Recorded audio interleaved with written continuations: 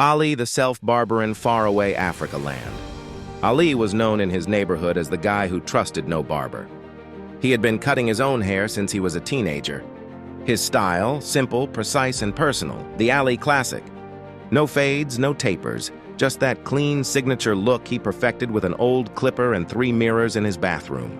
To Ali, letting another man touch his hair was like giving someone the PIN to your bank account. Unthinkable.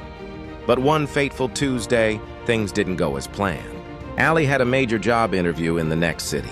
It was his dream gig, something in fashion and branding, and he needed to look sharp, but time betrayed him. His morning was packed with errands. His tailor delayed his shirt, the car had a flat, and his clipper suddenly refused to come on. Panic mode activated. He had no time to fix the machine or find a new one. He needed a haircut now.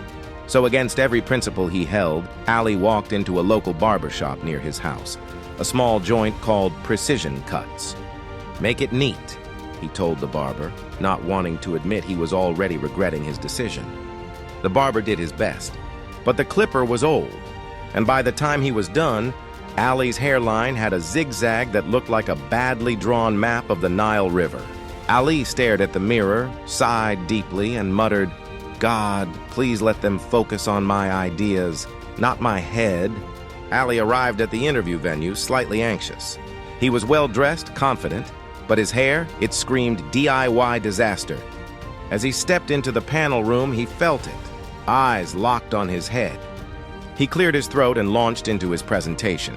Ideas about urban fashion branding, authentic African aesthetics, and social influence in youth design.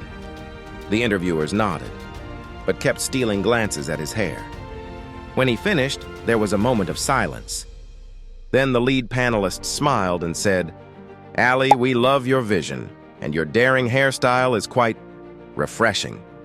Ali blinked. "Wait, what?" "We've seen so many safe styles," another added. "But yours is edgy bold, it talks. You're not just creative, you wear it."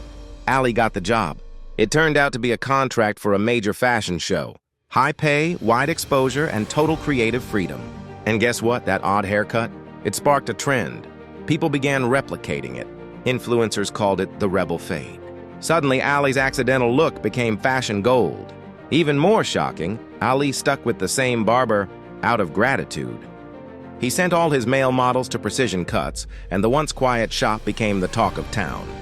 Sometimes your biggest break hides in what you thought was a mistake. Confidence can turn a funny haircut into a fashion revolution. Months after landing the fashion contract, Ali's life had completely transformed. His name had started popping up on blogs and fashion pages, not just for his ideas, but for what people were now calling the accidental trend. Stylists loved it, models lined up for it. Fashion editors said it was urban, raw, and powerful. The old barbershop, Precision Cuts, where the magic happened, was now thriving. People waited hours just to say, "Give me the Ali look," but Ali wasn't done. One evening, while watching his male models get styled for a runway shoot, a thought hit him like a lightning bolt. What if I created a space where self-expression wasn't judged but celebrated? A place where people could be bold, weird, and powerful? That same month, with money from his fashion gig and a little help from investors, Ali launched his own brand. Headstrong, the revolution of real. It wasn't just a barbershop, it was a movement. Each Headstrong location had mirrors with affirmations like, "Your style, your story. Stand out, stay bold." Accidents birth legends. They gave free trims to students, trained young stylists, and hosted weekend events where people shared how their hairstyles reflected their identities.